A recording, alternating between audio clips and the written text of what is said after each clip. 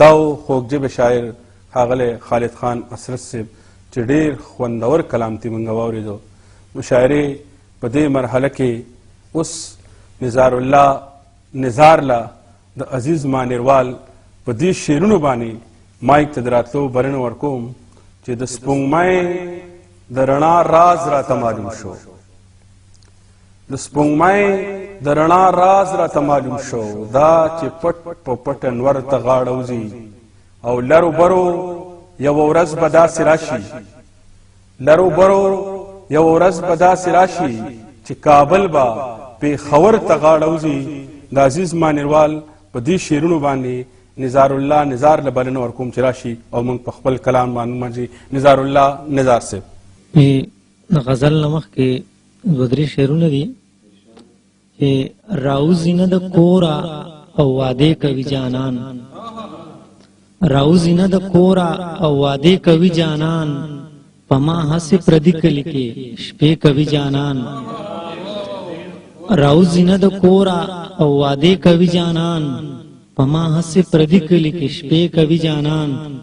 او دروغ وي که رښتیا وي زه یې ومنم ملګرو، دروغ وي که رښتیا وي زه یې ومنم ملګرو، په نرمو نرمو شونډو چې بانې کوي جانان.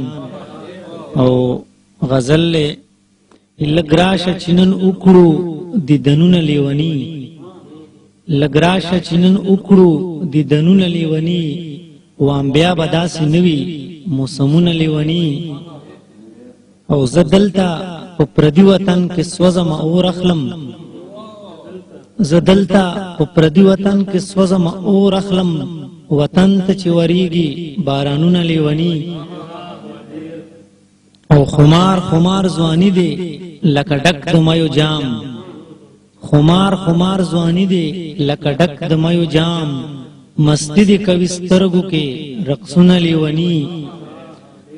او پتا د زړه بایللو شک ملاړو تر یقینا، پتا د زړه بایللو شک ملاړو تر یقینا، چې ستا په حق لوینما خوبونه لیوني.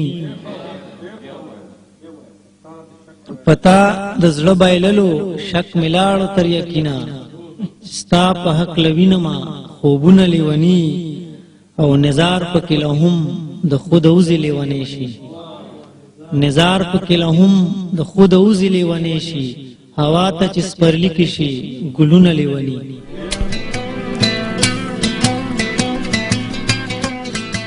دا نزار الله نزار صاحب چې ډېر خوندور کلام ترې موږ واورېدو.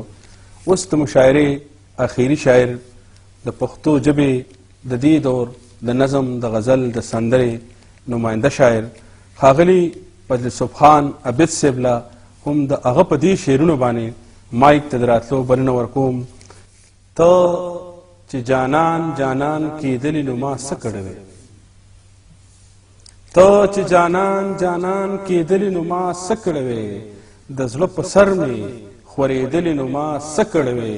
جانانه ستا د مینې درد د پټولو نو، جانانه ستا د مینې درد د پټولو نو، چې ترې سندرې جوړېدلې نو ما څه کړی وې.